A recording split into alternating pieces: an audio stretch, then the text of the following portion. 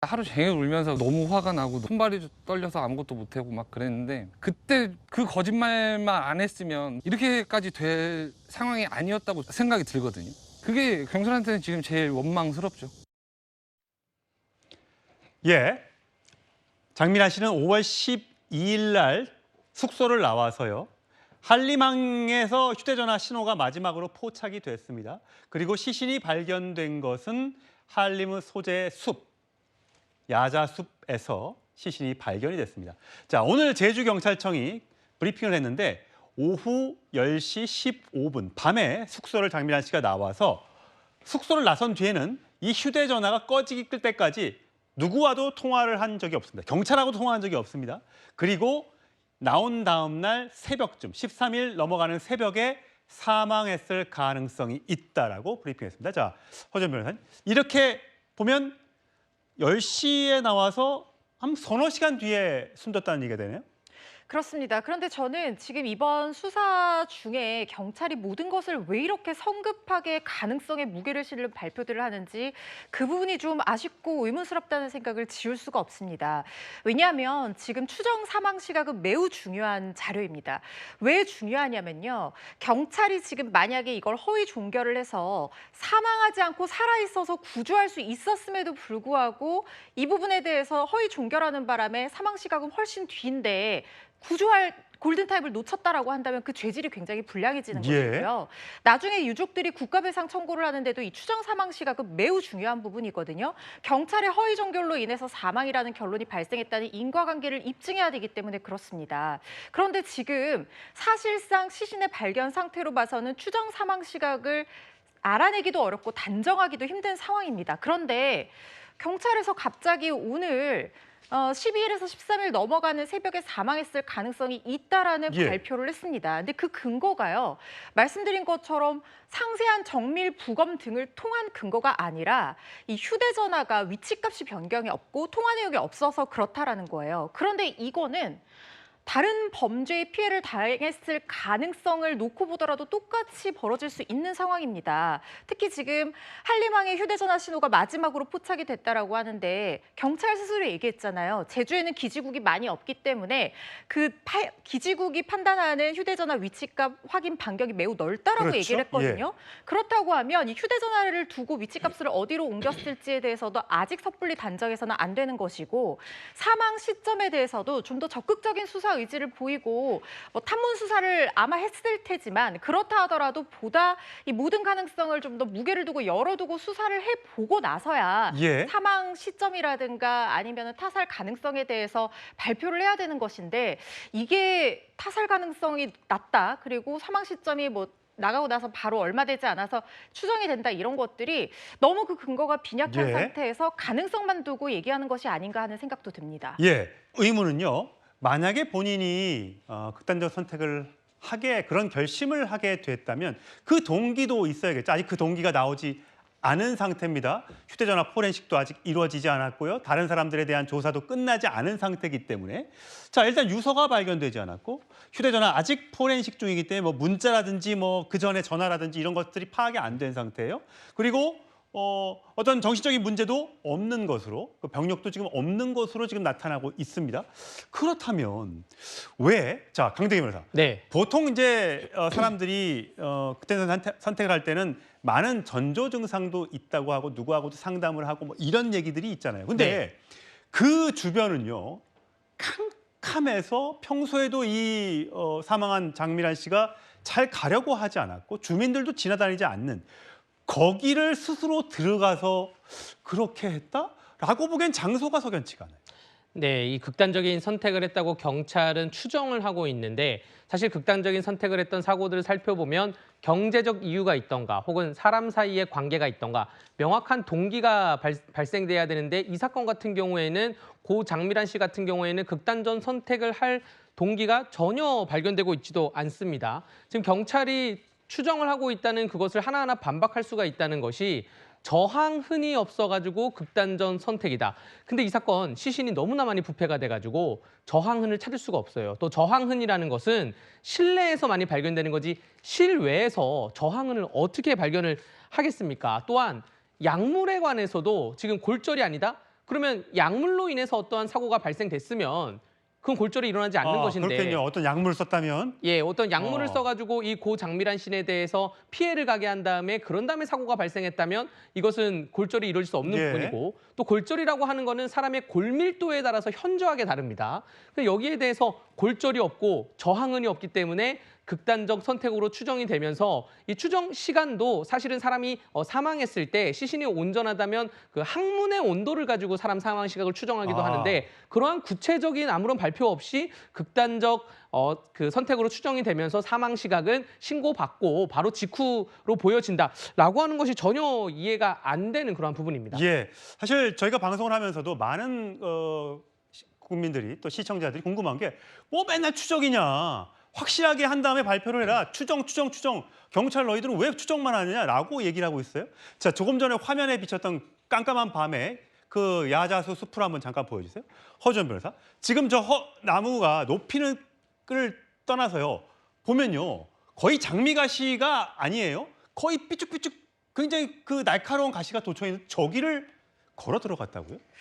저게 굉장히 또 미스터리한 지점 중에 하나죠. 저 야자수가 카나리아 야자수라는 품종이라고 하는데 가시가 매우 날카로워서 보통의 이 사람들이 그냥 한 번만 찔려도 그 자리에서 빠져나올 수밖에 없는 그런 굉장히 아픈 가시를 가지고 있는 나무라고 합니다. 그리고 이 농장주 얘기에 따르면 가지치기를 연초한 이후로는 이 뭐 가지치기라든가 관리 같은 것들을 해준 게 없다는 거예요. 그렇다고 하면 완전히 제멋대로 무성하게 자란 상태였을 거라는데 여기에 가서 굳이 마지막 장소로 여기를 선택했다. 그리고 여기에 뭔가 이 사망을 위한 어떤 준비를 했다. 과연 그게 이 야자수의 특징이라든가 장소적 특성상 가능했을지 굉장히 의문스러운 부분입니다. 그리고요, 여기는 도시가 아니잖아요. 도시에는 밤이 되면 달이 뜨지 않은 때에도 이 빌딩의 불빛이라든가 가로등 불빛 때문에 인공 불빛이 많아서 꽤 시야 확보가 좋습니다. 그런데 이런 바닷가 근처 마을이라든가 이런 곳에는 이런 인공 조명이 거의 없기 때문에 특히 이렇게 거대한 야자수 농장이 있는 곳은 정말 칠흑 같은 어둠이에요. 예. 단 한 치 앞도 보기 힘든데 거기에서 유일하게 지금 불빛이라고 있었을 게 추정되는 것은 그렇다면 휴대폰 손전등 정도였을 텐데 네. 이걸 비춰가면서 체구가 작은 여성이 혼자 야자수에 끈을 맨다? 이런 것들이 저는 이해가 되지 않는 부분이거든요. 뭔가 석연찮은 부분이 분명히 있습니다. 거기다가 이 처음에 신고를 했던 남자친구 얘기로 따르면 여기가 이 여자친구, 그러니까 고 장미란 씨가 평소에도 이 야자수 농장이 깊은 곳에 너무 무섭다라고 하면서 별로 좋아하지 예. 않는 곳이었다는 남자가 거예요. 봐도 저렇게 깜깜한데 저길 다니고 싶지 않을 것 같아요. 그렇죠. 물론 제가 고 장미란 씨뿐 아니라 다른 어떤 극단적인 선택을 하는 사람들이 마지막 장소로 택하는 곳을 함부로 추단해서 말할 수는 없습니다. 그렇다 하더라도 우리가 일반적인 상식상 이 사건이 굉장히 의문점이 많고 미스테리한 상황인데다가 이 경위를 객관적으로 밝혀줄 수 없는 물증이 없는 상태에서 우리가 일반적으로 생각을 했을 때 굳이 이렇게 어려운 장소에 가서 그렇게 어려운 행동을 한다라는 것이 상식적으로 이해가 되지 않는 부분이 분명히 예. 있고 의혹이 제기될 수 있는 부분이 있잖아요. 이 부분도 여전히 의문으로 남습니다. 예. 슬리퍼를 신고 굳이 들어갔을까?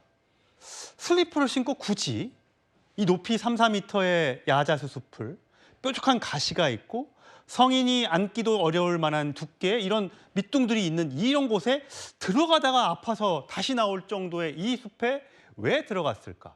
이 궁금증이 해결이 안 되고 있습니다. 자, 프로파일러로 보시기에는 이런 경우는 어떻게 앞으로 조사를 해야 되는 거예요? 말하자면은 일단은 현장 재구성을 명확히 합니다.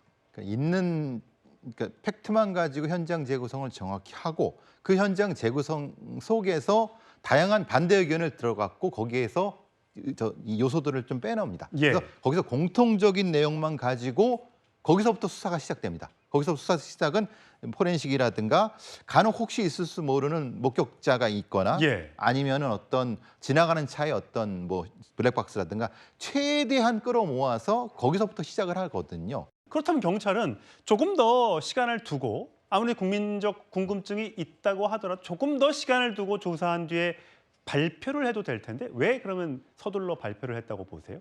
근데 지금 더 늦추게 되면은 여러 말하자면 의문들이 많이 더 늘어나니까 억측이 나올 수 있다. 그리고 그렇게 되면 당연하게 제주경찰청의 책임성 문책도 많이 갈 수 있는 거고 아마 그런 것이 좀 두려웠지 않았을까라는 생각합니다. 사실 생각해 보면요.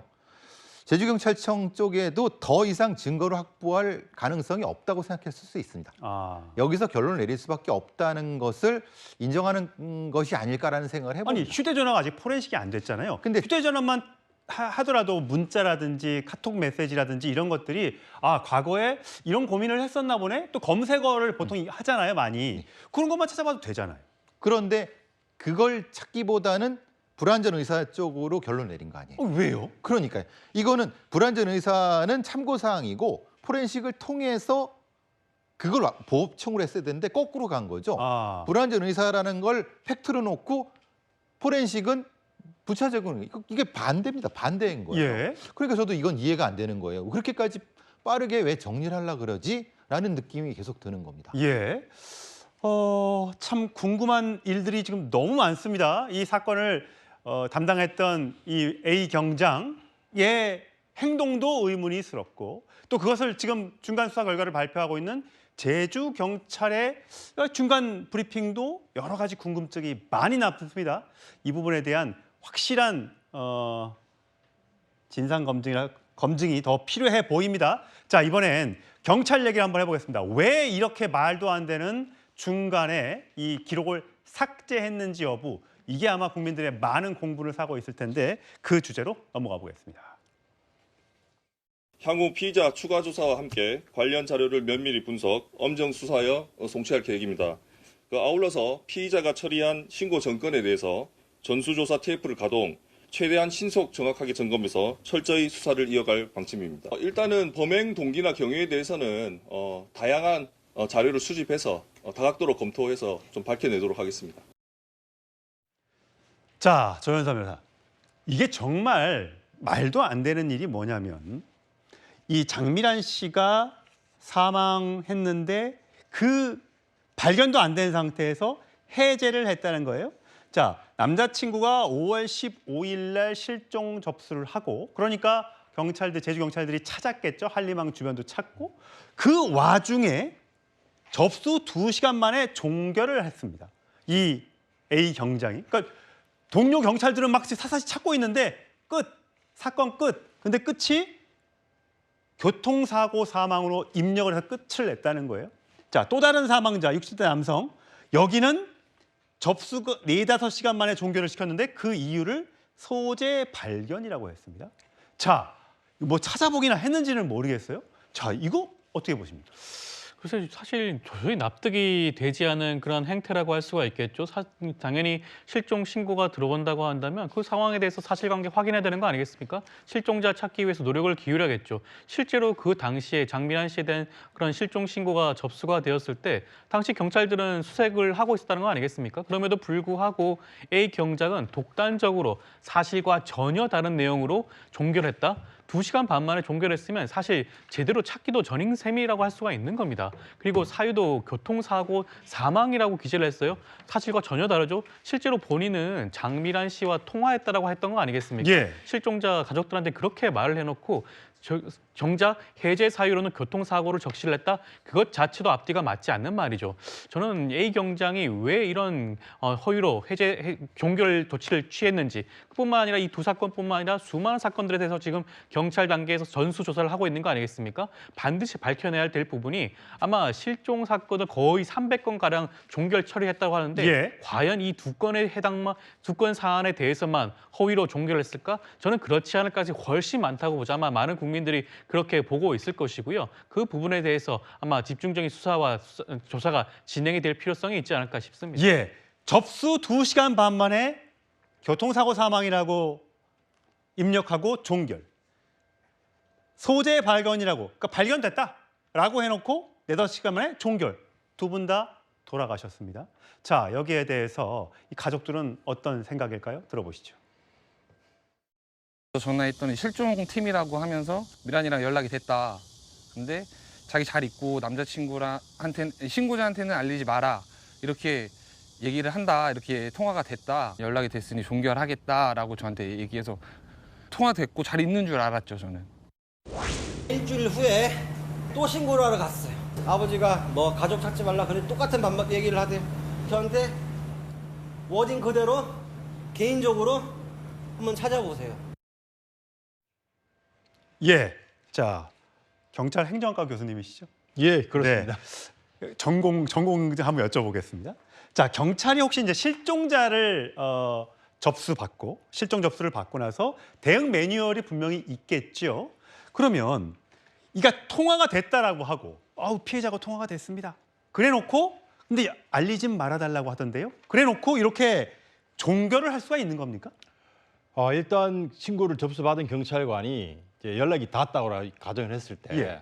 특히 이제 여성들 같은 경우나 아니면 개인적인 뭐 문제가 있어서 뭐 가족들하고 좀 떨어지겠다라고 하면 사실은 경찰관도 믿을 수도 있거든요. 그렇다면 뭐 몇 시경에 통화를 했고 또 현장 확인이 필요하다면 근데 가끔 다른 사건에서 보면 A라는 사람이 실종이 됐는데 B라는 사람이 A를 흉내를 내서 예, 핸드폰을 가지고 그러니까 망자의 핸드폰을 가지고 마치 그 원래 실종된 사람인 것처럼 흉내를 내서 전화를 받고 그렇게 하는 경우도 있습니다. 예. 옛날에 그 교종 사건 케이스도 그런 유사한 일이 생기기 때문에 실제로 여성이 그 피해자로 어떤 실종 신고가 됐다라고 한다면 좀 더 구체적으로 어떤 그 내용들을 확인한 후에 그게 이제 충분히 경찰관의 어떤 예. 전문성을 봤을 때 이게 문제가 없다. 이게 개인의 어떤 프라이버시 때문에 도출되기를 꺼려한다라고 한다면 그런 내용도 정확히 기재를 해서 상부에 보고를 해야죠. 예. 이런 실종 신고가 났으면 하급자는 당연히 상급자의 어떤 그 종결 어떤 과정의 이 결재를 통해서 예. 그게 매듭지어진다면 누가 보더라도 이것은 뭐 단순한 어떤 예.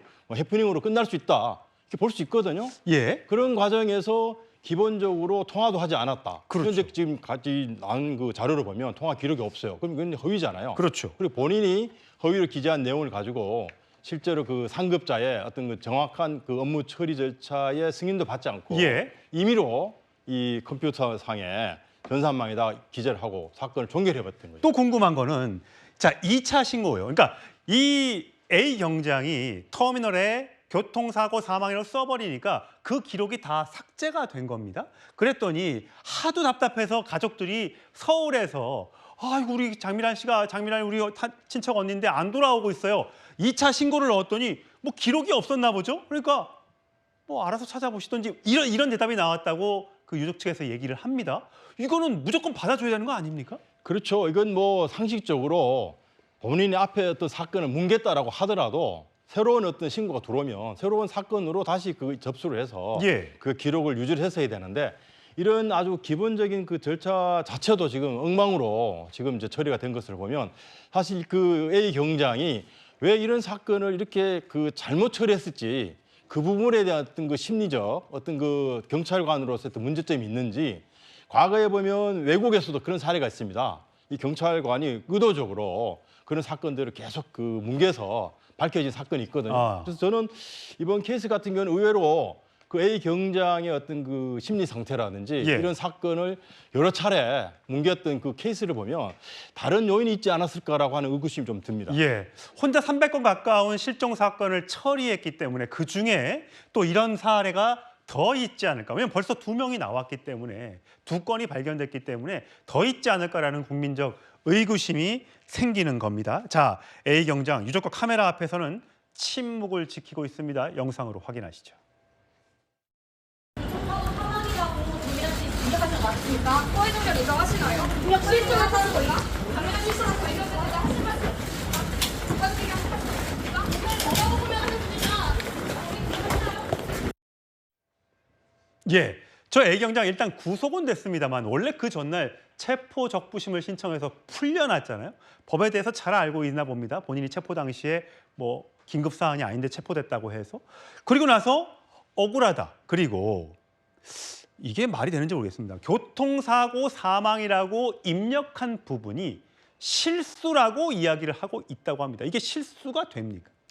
저는 실수라고 보지 않습니다. 왜냐하면 해제 사유가 뭐 여러 개 있는 것도 아니고 4개 정도 코드로 분류가 되어 있기 때문에 만약에 이거 하나만 실수로 입력이 됐다라고 하면은 그래도 100번 양보해서 실수의 가능성을 우리가 생각해 볼 수도 있겠지만 지금 이 A 경장의 행태 자체가 이 고 장미란 씨 한 건뿐만 아니라 지금 이 60대 남성에 대한 실종 사건도 너댓 시간 만에 사실상 종결을 시켜버렸다는 거 아닙니까? 그리고 그 과정에서 본인은 직접 실종자와 연락이 됐다라고 하지만 그걸 뒷받침할 수 있는 근거조차 아무것도 없는 상황입니다.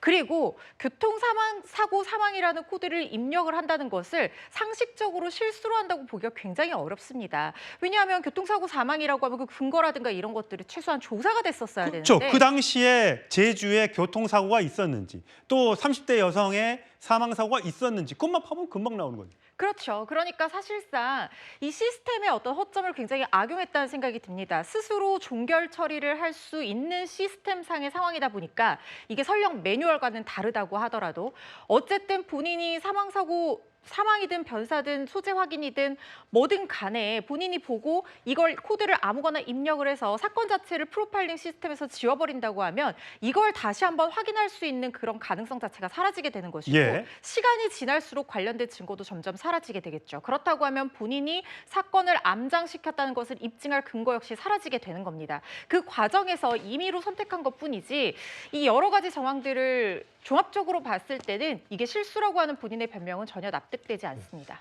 임 교수님, 이 사건이 정말 말도 안 되는 게 한 명의 어떤 경찰관의 잘못으로 이 많은 사상자가 이 경찰 때문에 죽음이 있었고 없었고를 떠나서 어떻게 이렇게 결제 시스템이 엉망일까라는 생각을 하게 됩니다. 이게 터미널에 본인이 들어가서 사망, 행방 찾았음 이렇게만 쓰면 그게 끝나고 CCTV 기록도 본인이 다 삭제할 수 있고 이게 말이 됩니까? 기본적으로 이런 절차들이 이번 사건이 이제 불거지면서 아마 이 한 경찰관이 200~300건 정도 사건을 취급하다 보면 아마 전체 그 팀 자체의 사건은 상당히 꽤 많을 겁니다. 그렇겠죠. 그런 과정에서 결제자가 어떤 좀 시간을 좀 걸려서 예를 들면 그때 해야 될 부분이 있긴 하지만 통상적으로 10분마다 하는 건 아니거든요. 하루에 2~3번 한다든지 아니면 하루에 오후에 몰아서 한다든지 이런 이제 시스템이 있다 보면 아마 그 팀장급에서 이런 사건들에 대한 전체적인 프로세스를 관장하는 분들이 업무 관계 때문에 아마 좀 경하게 본 것이 아닌가. 그러니까 사급자의 어떤 상황들을 믿고 어느 정도 문제가 없는 거, 예. 해프닝처럼 끝난 사건 같은 거 알아서 하는 정도. 만약에 심각하게 이게 초기에 신고가 되고 상급자가 알았더라면 당연히 이런 실수는 또는 고의성이 예. 없었을 텐데 아마 수백 건의 사건을 처리하는 과정에서 상급자도 이 A 경장의 업무 처리에 대해서 어느 정도 좀 믿고 있었거나 예. 아니면 약간의 업무 시스템에서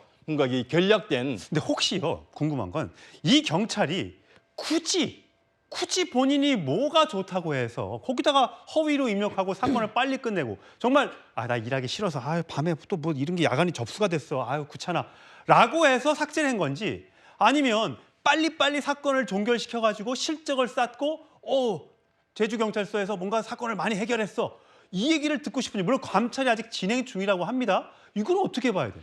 예, 저는 이번 케이스를 아주 특이하게 보는 게 이 외국에서 이런 사례가 있거든요. 예를 들어 A라는 경찰관이 어떤 사건을 계속 고의적으로 누락을 시켜서 자기가 속한 그 조직에 대한 어떤 복수 이런 걸 노린 케이스도 있습니다. 그래서 저는 앞에 다른 사건 이렇게 보면서 이 A 경장이 경찰관 생활하면서 조직으로부터 또는 직장에서 자기가 혹시라도 다른 불이익을 받았다든지 이런 부분 때문에 자기가 속한 그 조직에 대한 어떤 복수라든지 이런 다른 심리적인 그 동기에 의해서 예. 이런 어처구니 없는 어떤 사건의 그 조작이랄까 이런 누락 사건이 생기지 않았을까. 그래서 이번 사건 같은 경우는 좀 심층적으로 이 A 경장의 그간의 어떤 그 행적이라든지 예. 또 경찰관으로서의 자질이라든지 또 심리적인 어떤 문제점 네. 이런 부분들도 저는 좀 조사할 필요가 있다. 알겠습니다. 단순히 어떤 개인적인 일탈이 아니라 예. 혹여라도 이 14만 경찰관들 중에서도 심리적으로 좀 문제가 있을 수 있거든요. 예. 이런 관점도 저는 놓쳐서는 안 될 부분이다라고 생각합니다. 제주에서만 있었는지 전국적으로 이런 일이 비일비재하고 혹시 발생하는 거 아닌지 많은 국민들, 시민들이 궁금해하고 불안해하고 있습니다. 자, 속보가 들어와서 잠시 전해드리겠습니다. 자, 윤호중 행정안전부 장관이 경찰 수뇌부와 대책회의를 가졌습니다. 대책회의를 해야죠. 자, 저렇게 윤 장관과 경찰 수뇌부가 고개 숙여서 사과했습니다.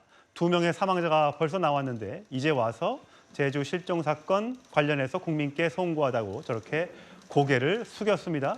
철저히 조사하겠다. 사람이 이미 2명이나 숨진 채 발견됐는데 예.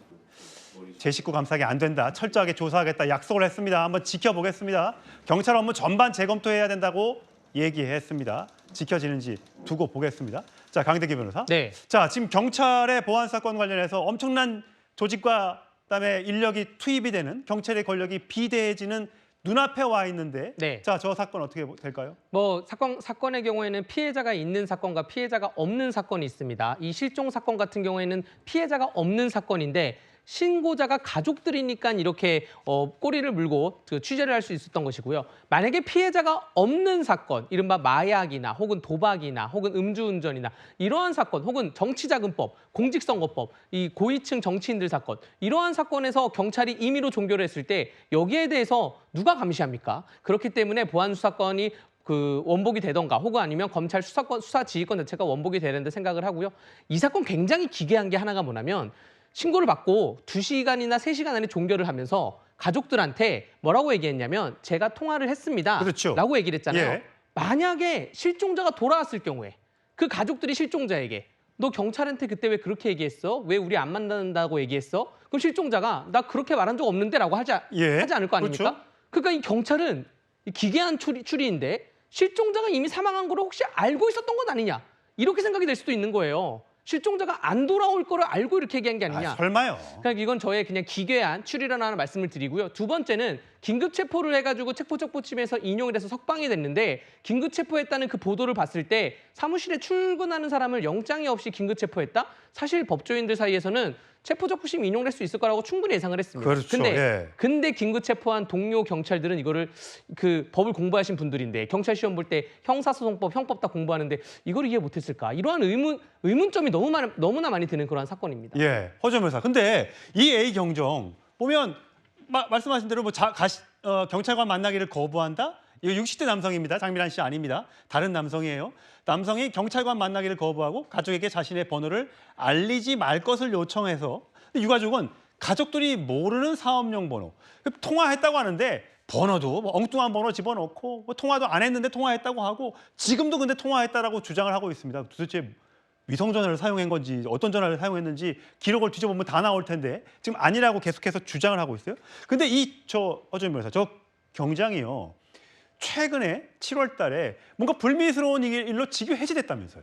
그렇습니다. 성범죄 혐의로 직위 해제된 상태에서 유사한 시기에 이런 식으로 실종 사건을 암장하려고 했던 것이 아니냐 이렇게 확인이 되고 있는 상황입니다. 이 사람이 경찰서 여자 화장실에 들어갔다는 거예요. 그런데 그 이유에 대해서 뭐라고 본인이 변명을 하고 있냐면 화장실이 급해서 들어갔고 남자 화장실에 휴지가 없어서 그 여자 화장실에 휴지를 가지러 들어갔다 이렇게 변명을 하고 있는 모양입니다. 그런데 최근 보도에 따르면 여자 화장실 천정에 의문의 지문이 발견된 것까지 얘기가 나왔습니다. 물론 아직까지 이 A 경장이 여자 화장실에 들어간 것이 성범죄 목적이 있다는 완벽한 객관적 물증이 나온 상황은 아닙니다. 그리고 이 지문이 A 경장의 것으로 확인된 상황도 아닙니다. 그렇지만 이 경장의 이번 사건을 대하는 태도라든가 아니면 이전의 어떤 범죄 전략이라든가 이런 것들을 종합해 봤을 때 범죄의 고의가 있지 않았나 우리가 의심은 해볼 수 있는 상황이거든요. 이번 실종 사건을 암장시켰다라는 의혹을 받는 것과 별개로 과연 성범죄의 고의가 있었는지 우리가 추정해 볼 수 있는 것은 뭐 카메라 등 이용 촬영죄의 적용 여부를 검토해 볼 수 있을 텐데 그 안에서 몰래카메라라든가 아니면 이 A 경장 휴대전화 포렌식해서 그 안에 부적절한 영상이 있는 것은 아닌지 이런 물증이 확보가 돼야지 처벌을 할 수 있는 것이거든요.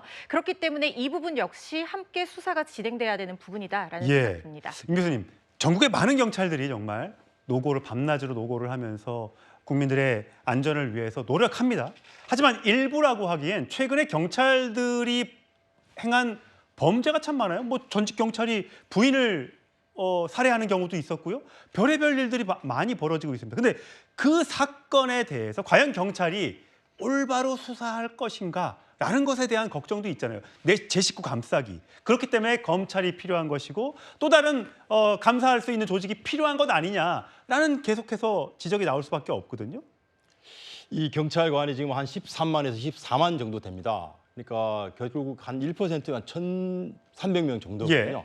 그리고 전체 우리 대한민국 국민 5,200만인데 이게 1% 정도는 어디든지 문제를 있습니다. 경찰관이 된 사람도 일반 20대 초반에 이 대학을 다닌 사람 중에서 선발이 됐어요. 네. 그럼 결국 전체 국민들 중에 일부가 경찰관으로 선발되다 보면 그중에 최소한 1% 정도는 우리가 일탈이라든지 일반 사회에서 일어날 법한 그런 유사한 행동들을 할 수 있는 그런 잠재적인 가능성이 있습니다. 그러니까 경찰이라고 해서 완벽하게 100% 훌륭한 사람들만 모이는 건 아니거든요. 그래서 이 부분은 분명히 우리가 좀 냉정하게 볼 필요가 있다. 적어도 1% 이상의 어떤 일탈 행위자가 있을 가능성이 있다라고는 염두에 두고 그런 사람들이 경찰 조직에서 법 집행 기관의 어떤 공무원으로서 일탈을 하지 않도록 예. 또는 그것을 점검할 수 있는 이런 내부 시스템이 좀 잘 돼야 되는데 예. 이런 이제 몇 건의 사건들이 언론에 또 집중적인 어떤 그 관심을 받으면서 마치 전체 경찰관들이 전부 다 타락하고 부패하고 무능하고 나쁜 조직으로 우리가 매도해버리면 정말 선량하게 95%, 99%의 경찰관들은 지금도 어렵게 힘들게 시민들을 위해서 자기 역할을 묵묵히 합니다. 우리가 이런 부분들을 서로 좀 구분해서 봐야지 예. 이런 사건이 났다라고 해서 모든 경찰관에게 부정적인 이미지를 우리가 표현했을 때 정말 그렇죠. 그런 부분들은 당연합니다. 조금 더 우리가 예. 객관적으로 봐야 되고 뭐 최근에 우리가 이제 그 경찰과 검찰의 수사권 조작이 완전히 끝나고 경찰이 독자적인 수사권을 이제 갖게 된 이 시점에서 그동안에 이 경찰관들이 이러한 새로운 변화에 예. 충분히 그 대응할 만한 능력과 준비와 이런 부분들이 사실 좀 부족해요. 예. 이 능력이 뭐 한 달, 두 달 만에 교육을 받는다고 바로 업그레이드 되는 건 아니거든요. 그렇다고 본다면 이 경찰이 갖고 있는 많은 권한들이 갑자기 주어지는데 이런 부분들이 잘못 행사되거나 또 제대로 행사되지 못해서 시민들이 어떤 불편을 겪게 된다면 이런 부분들을 최소화시킬 수 있는 아까 알겠습니다. 말씀하신 뭐 내부의 비리 예. 문제도 이런 관점에서 좀 공정하게 그 우리가 파헤칠 수 있도록 예. 이런 시스템이 좀 필요하다고 보여집니다. 자, 오늘 제주경찰이 장미란 씨에 대한 중간 수사 결과를 발표했습니다. 하지만 풀리지 않는 의혹들이 여전히 있습니다. 그 뉴스톱전에 다뤘던 그 의혹점 최종 수사 결과에서는 반드시 의구심이 한 가지도 남지 않도록 조사해 주길 바랍니다.